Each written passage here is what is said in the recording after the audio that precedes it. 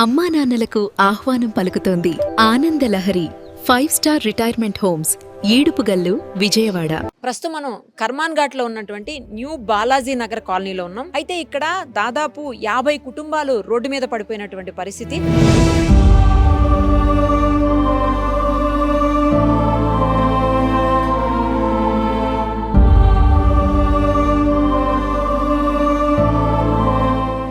వాళ్ళ ఇళ్లన్నీ కూడా సీజ్ చేశారు. అసలు ఎవరు సీజ్ చేశారు, ఎందుకు సీజ్ చేశారు, తర్వాత ముందేమన్నా నోటీసులు ఇచ్చి సీజ్ చేశారా, లేకపోతే ఆల్ ఆఫ్ సడన్ వచ్చి సీజ్ చేశారా, ఇవన్నీ కూడా వాళ్ళ మాటలోనే విందాము. అయితే వాళ్ళు గత వారం 10 రోజులుగా ఎవరింటి ముందు వాళ్ళు ఆ సామాన్ అంతా బయట పడేశారు వాళ్ళవి. సో ఎవరింటి ముందు వాళ్ళు కూర్చున్నటువంటి పరిస్థితి. చిన్న పిల్లలు ఉన్నారు, పెద్దవాళ్ళు ఉన్నారు, అందులో ఆరోగ్యం బాగలేని వాళ్ళు ఉన్నారు. ఇలా రకరకాల ఇష్యూస్ ఉన్న వాళ్ళంతా కూడా పగలు రాత్రి మొత్తం 24 అవర్స్ రోడ్డు మీదే ఉంటున్నటువంటి సిచ్యుయేషన్. ఒకసారి వాళ్ళతో మాట్లాడదాం, అసలు ఏం జరిగింది అనేది వాళ్ళ మాటలో. అర్ధరాత్రి వచ్చి 3 గంటల రాత్రి వచ్చి LB Nagar PS, Saroor Nagar PS కొంతమంది వచ్చేసేసి 300 మంది పోలీసులు, 200 మంది లేబర్స్ తెచ్చి విచక్షణారహితంగా సామాన్లు అన్ని ఇట్లా బయట పడేసారు. మాకు చెప్పుకోవడానికి కూడా ఎవరు రాలేదు. ఇప్పుడు కూడా వాళ్ళు ఏమంటారు, డిమాండేషన్ ఆర్డర్ కూడా మేము మూవ్ చేసారు మేడం. డిమాండేషన్ ఆర్డర్ కూడా మేము ఇల్లు కూడా కొట్టేసి ఆర్డర్ ఇవ్వండి అంటే జడ్జి గారు ఇవ్వలేదు. ఇప్పుడు 2 ఎకరాల 31 గుంట యాక్చువల్లీ ఉంది. దేని కింద అసలు ఇదంతా ఏ గుడి కింద ఉంది? బన్సూరి వాళ్ళ కృష్ణ మందిర్, కర్మన్ ఘాట్ హనుమాన్ టెంపుల్ కి ఎట్లాంటి సంబంధం లేదు. మీరు అందరు గ్రహించాలి. బన్సూరి వాళ్ళ కృష్ణ మందిర్ అని ఒకటి క్రియేట్ చేసిరు, ఇది అంతే. కర్మన్ ఘాట్ హనుమాన్ టెంపుల్ దాన్ని అడాప్ట్ చేసుకున్నాము, దీన్ని మేము చూసుకుంటాం అని చెప్పేసి అంటున్నారు. కానీ మీరు గ్రహించాలి మేడం, ఇది మా విషయాన్ని మీరు ప్రపంచానికి, మన తెలంగాణ వ్యాప్తంగా మీరు వినిపించాలి. కర్మన్ ఘాట్ హనుమాన్ టెంపుల్ ఏదో ఆక్రమించారు అని చెప్పేసి ఎవరు పడితే వాళ్ళు కొంతమంది అంటున్నారు. మాకు చిన్నతనంగా కనిపిస్తున్నది. మేము కూడా హిందువులమే. ఇక్కడ ఉన్న వాళ్ళు ఎవ్వరు క్రిస్టియన్స్ వాళ్ళు కాదు, ముస్లిమ్స్ కాదు, మేమందరం హిందువులు. పొద్దున్న లేదని పూజలు చేసుకునే వాళ్ళమే. అయినా కానీ ఈ మాదిరిగా చేయడం కరెక్ట్ కాదని నేను అనుకుంటున్నా. ఇంకోటి, కొండా సురేఖ గారికి మేము ఇక్కడ నుంచి గారు కూడా ఫోన్ చేస్తారు లైవ్ లో. సో ఆయనతో మాట్లాడిన విషయం ఏంటంటే నాకు అసలు ఇన్ఫర్మేషనే లేదని చెప్పి. సో ఏది ఏమైనా ఎండోమెంట్ కమిషనర్ మాత్రం దీని మీద స్ట్రిక్ట్ గా చేస్తున్నాడు. ఆపరేషన్ స్ట్రిక్ట్ గా ఉంది. ఇది ఆయన ఇంతకుముందు ఈ ఓఆర్సీ కట్ చేసింది కూడా ఇప్పుడున్న కమిషనరే. అప్పుడు ఆర్డీఓ అతను, అప్పుడు ఆర్డీఓ ఆయన ఇచ్చిన ఆర్డర్నే మళ్ళీ ఇప్పుడు ఆయన కాల్ చేయండి అని చెప్తున్నాడు. ఇది మాత్రం చాలా. 2 ఎకరాల 31 గుంట మేడం. 2 ఎకరాల 31 గుంట అయితే 1 ఎకరం 20 గుంటల మీదనే పడుతున్నారు. మిగతాది ఎక్కడ పోయింది? మీ దగ్గర ల్యాండ్ ఉందా? ఉంటే మీరు తీసుకున్నారా? తీసుకుంటే ఏ మాదిరిగా తీసుకున్నారు? లేకపోతే ఎవరికైనా రెగ్యులరేషన్ చేస్తే ఏ మాదిరిగా రెగ్యులరేషన్ చేశారని మేము అడుగుతున్నాం.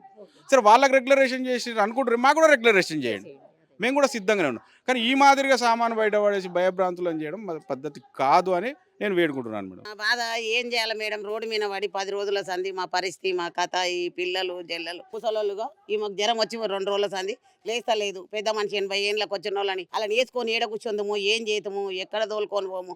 మేము చేసిన తప్పేముంది? మేము ఇంత భూమి అమ్ముకొచ్చుకొని ఇలా ఇల్లు కట్టుకున్నాం. మా పిల్లలు ఏదో కష్టం చేసుకొచ్చుకుంటారు, ఆ గూట్లు ఉంటారని ఇలా గూడే లేకుండా చేసి మమ్మల్ని చెట్ల లేని పత్తులని చేసిండ్రు. మేము ఎటు పోవాలి, ఏం చేయాలి, మా పరిస్థితి ఏంది మేడం, ఎట్లా చేస్తాము? మేము అన్యాయంగా గుడి జాగాలు ఆక్రమించుకొని కట్టుకోలేదు. మేము కష్టం చేసుకొని కొనుక్కున్నాము, కష్టం చేసుకొని కట్టుకున్నాం, ఉంటున్నాం ఇక్కడనే. ఎవరు జోలికి పోయేది లేదు, ఒకరు వార్తకు పోయేది లేదు.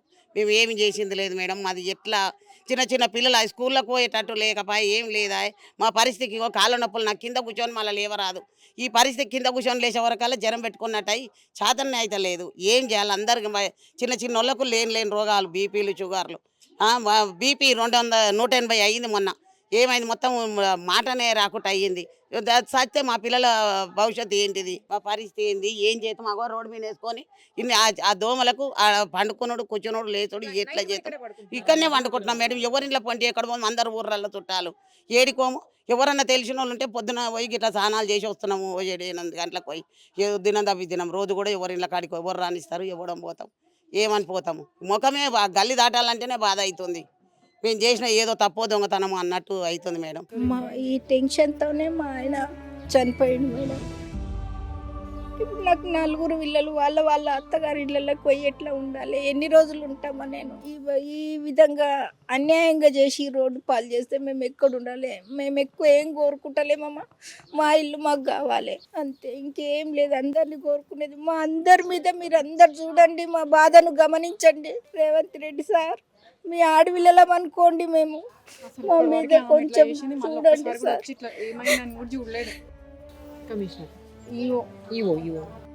ఏడవకమ్మా, ఏడవక.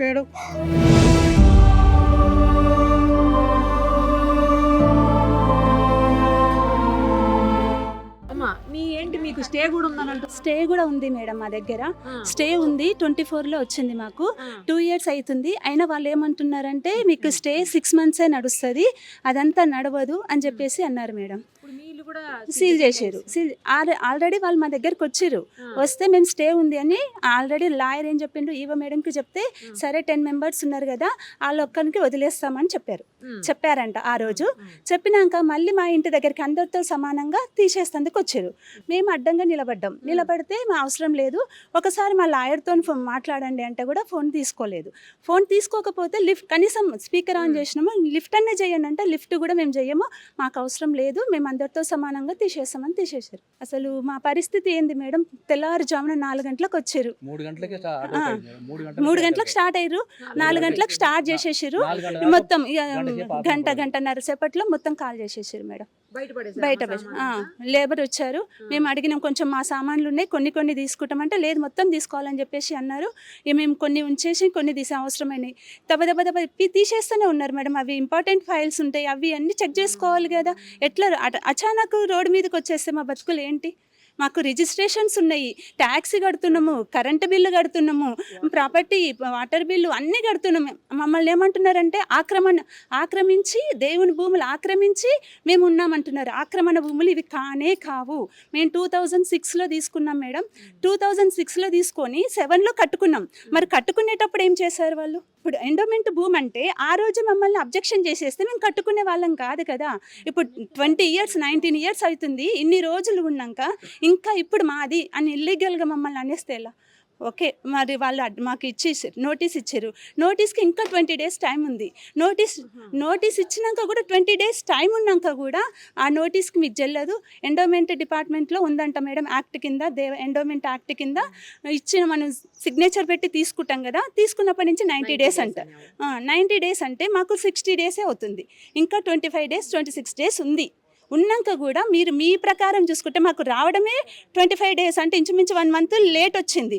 వచ్చినాక అన్నీ చూసుకోవాలి కదా మేడం. మా దగ్గర డబ్బులు ఉండయి అన్నీ సర్దుకొని చేసుకోవాలా. ఇది ఒక్కరితో కాదు, 10 మంది మేడం. ఎలా అవుతుంది?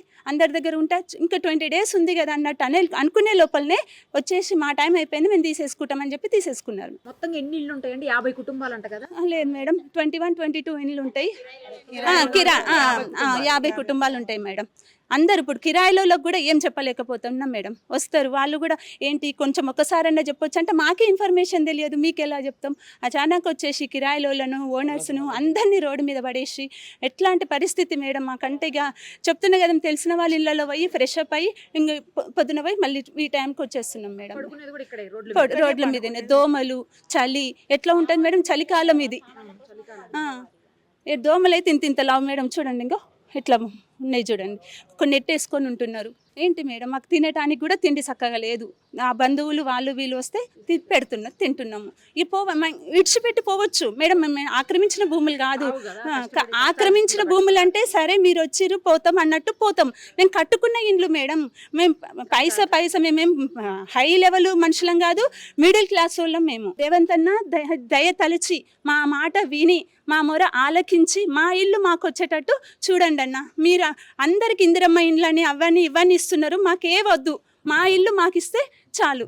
దయ తెలిసి మా పైన దయ ఉంచండి. మా పరిస్థితి ఏంది మేడం? మేము కూడా కష్టపడి కొనుక్కున్నాయి కదా మేడం. చెప్పండి మేడం, వీళ్ళు ఎట్లా చేయాలి? అందరు మాది ఇదే ఉంది. మా పిల్లలు జిల్లలు ఎట్లా ఉన్నారు? మా పాప డెలివరీ అయిన పాప కూడా ఉంది, వాళ్ళ ఇంటికి పంపించిన మా అత్తగారి ఇంటికి. ఎట్లా ఇది అంతా చెప్పండి మేడం. సామాన్ అంతా బయటనే ఉంది. మాకు ఇంకా గేదెలు ఉన్నాయి, గేదెలను కూడా ఇప్పుడు ఎలగొట్టిరు. మేమంటే ఎన్నన్నా తింటాం, మా ఇంట్లోకి గేదెలు కూడా తీసుకొని ఎలగొట్టేసిరు. అవి ఎట్లా చేయాలి? మేమంటే బతికేది ఎట్లనైనా బతుకుతామేమో కానీ ఎన్నో ఓ టిఫిన్ తెచ్చుకొని ఒక చెంబడి నీళ్ళు తాగుతాం. మా గేదెలకు 2-3-4 బకెట్ల నీళ్ళు కావాలి, అవి ఎక్కడికి తేవాలి?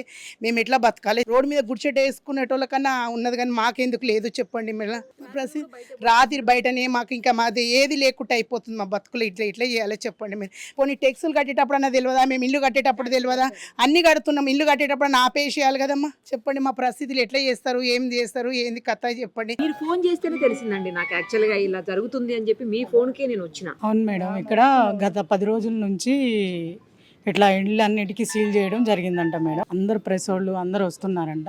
అయితే మేడం గారు మీరు వచ్చారా, మీకు తెలిసిందా, చాలా బాధలో ఉన్నారు మేడం వాళ్ళు, కనీసం తిండి కూడా లేదు, పిల్లలు కూడా చిందరవందరగా ఉన్నారు, వాళ్ళ గూత మామూలుగా లేదని చెప్పి నేను కాల్ చేయడం జరిగింది మేడం మీకు. ఎందుకంటే మేడం వీళ్ళ పరిస్థితి మీరు కళ్ళారా చూశారు, ఎవరో చెప్పడం కాదు, వాళ్ళు కొన్ని పేపర్స్ కూడా మీకు సబ్మిట్ చేశారు. ఒకే ఆయనే వీళ్ళకి ఆర్డర్ ఇచ్చి ఆయనే మళ్ళీ తీసేయడం అనేది కూడా కరెక్ట్ కాదు కదా మేడం. ఏదన్నా ఉంటే కొంచెం పగలొచ్చి వీళ్ళని అందరినీ కూర్చోబెట్టి నోటీసులు లాంటివి ఇచ్చి వీళ్ళకి సర్ది చెప్పి, ఒకవేళ వీళ్ళది కాని పరిస్థితిలో వేరేదన్నా వీళ్ళకి సోర్స్ చూపించి చేయాలి. ఇంకో విషయం ఏంటంటే 30 సంవత్సరాల క్రితం ఇది కొనుక్కున్నామని చెప్తున్నారు. రిజిస్ట్రేషన్ ఉంది, నాలా ఉంది, డ్రైనేజ్ ఉంది, కరెంట్ ఉంది, మౌలిక సదుపాయాలు మొత్తం ఉన్నాయి. ఉన్నప్పుడు ఎవరికి ఇంటిమేషన్ లేకోకుండా ఇంత క్రూరంగా ప్రవర్తించాల్సిన అవసరం ఏముంది మేడం? మన కర్మన్ఘట్ట ఆంజనేయ స్వామి గుడి అంటేనే మొత్తం తెలంగాణ మొత్తం ఒక మంచి దేవాలయం. ఆయన ఉన్నారు అని ఆయన ఆశీస్సులతో బతికే ప్రజలందరికీ కూడా ఇది ఒక దిక్సూచికలాగా ఉంది మేడం. ఎందుకంటే ఇంత బాధ వీళ్ళని చూస్తుంటే మేడం నిజంగా కూడా ప్రాణం తరుక్కుపోతుంది. మీరు కూడా అప్పటి నుంచి బాధపడుతున్నారు చిన్నపిల్లలను చూసి. రేవంత్ అన్న గారికి దయచేసి ఈ కుటుంబాలు 50 కుటుంబాల తరపున మేము ప్రాధాయపడుతున్నామమ్మా. ఎందుకంటే ఈ అమ్మలు పిల్లలు వీళ్ళందరినీ చూస్తుంటే ఒక తల్లిగా, ఒక అక్కగా, ఒక అమ్మగా నేను చలించిపోతున్నాను. ఎందుకంటే అన్నగారు మీరు ఎంతోమందికి ఎన్నో చేస్తున్నారు అన్నగారు. ఈ వీళ్ళని మీరు మీ దృష్టికి తీసుకోండి, వీళ్ళకి న్యాయం చేయమని చెప్పి నేను రేవంత్ అన్నగారిని నేను కోరుకుంటా ఉన్నాను. ఎందుకంటే వీళ్ళందరి తరపున కూడా నేను అన్నగారిని బ్రతిమలాడుతున్నా అనుకోండి. ఎందుకంటే సురేఖ అక్క గారు కూడా మాట్లాడింది, ఇట్లా చేయడం కరెక్ట్ కాదు ఇంటిమేషన్ లేకుండా అని అక్కగారు కూడా చెప్పడం జరిగింది. అక్క మీరు కూడా ఎండోమెంట్లో ఉన్నారు కాబట్టి మీరు కూడా కలగజేసుకోండి, ఒక స్త్రీగా అమ్మ బాధని అర్థం చేసుకోండి. రేవంత్ అన్న మీరు వెంటనే వీళ్ళని స్పందించి సహాయం చేస్తారని చెప్పి నేను కోరుకుంటా ఉన్నా. మీరు ఖచ్చితంగా రేవంత్ అన్న గారికి మీ ద్వారా మేడం తీసుకెళ్ళాలి. ఎందుకంటే నిరుపమ మేడం అందరికీ మంచి చేస్తుందని తెలుసు, వీరికి కూడా మీ ద్వారా మంచి చేయాలని చెప్పి మా కోరిక మేడం. మరి ఈ కర్మన్ఘట్ పక్కన హనుమాన్ టెంపుల్ పక్కనే మరి ఇక్కడ ఉన్న వెంచర్ చేసిరు కాబట్టి వీళ్ళకి రిజిస్ట్రేషన్ చేయించుకొని కొన్నారు. వీళ్ళు కొన్న ల్యాండ్ మరి కొని వీళ్ళ పైసలతో వీళ్ళే కట్టుకున్నారు. ఎక్కడ కూడా వాళ్ళు లోన్లు కూడా గవర్నమెంట్ నుంచి తీసుకోకుండా వీళ్ళ కష్టార్జితంతో వీళ్ళు ఇల్లు కట్టుకున్నారు. కట్టుకున్నదాన్ని 30 ఏండ్ల తర్వాత ఇప్పుడు వాళ్ళ ఇళ్లను సీల్ చేయడము అది ఎంతవరకు కరెక్ట్? అది ఎందుకంటే ఒక ఇల్లు కట్టాలంటే ఎంత కష్టపడితే ఆ ఇల్లు కడతాం మనము. ఒక ఆడపిల్ల మోషన్స్ పోవాలన్నా, యూరిన్ పోవాలన్నా, పిల్లలకు యూరిన్ పోవాలన్నా, ఆ లేడీస్ రోడ్డు మీద పడుకోవాలన్నా ఎంత ఇబ్బంది. ఇప్పుడున్న సిచ్యువేషన్లో ఆడపిల్లలకు ఎంత ప్రాబ్లమ్స్ జరుగుతున్నాయి. ఇళ్ళల్లో ఉన్నోళ్ళకే వాళ్ళకు అత్యాచారాలు జరుగుతున్నాయి. ఆ టైంలో వీళ్ళందరినీ తీసి రోడ్డు మీద వేస్తే ఈ పిల్లలు, ఈ మహిళలు వీళ్ళందరూ కూడా ఆడపిల్లలు 18 years పిల్లలు కూడా ఇక్కడ ఉన్నారు, 14 సంవత్సరాల పిల్లలు ఉన్నారు, 5 సంవత్సరాల పిల్లలు ఉన్నారు, పుట్టిన పిల్లలు ఉన్నారు, బాలెంతలు ఉన్నారు, ముసలి వాళ్ళు ఉన్నారు, వికలాంగులు ఉన్నారు, ప్రెగ్నెన్సీ వాళ్ళు ఉన్నారు. వీళ్ళందరూ మళ్ళీ ఎక్కడ పోవాలి ఈ టైంలో? ఇప్పుడు డెలివరీ ఒకవేళ అయ్యింది అనుకో, వాళ్ళని ఏడబెట్టాలి, ఏ ఇంట్లో పెట్టాలి? మరి తొందరగా స్పందించి వీళ్ళ ఇండ్లు వీళ్ళకి ఇచ్చేటట్టుగా మీరందరూ కూడా దయచేసి దీని మీద అర్థం చేసుకోవాలని చెప్పేసి అంటున్నాను.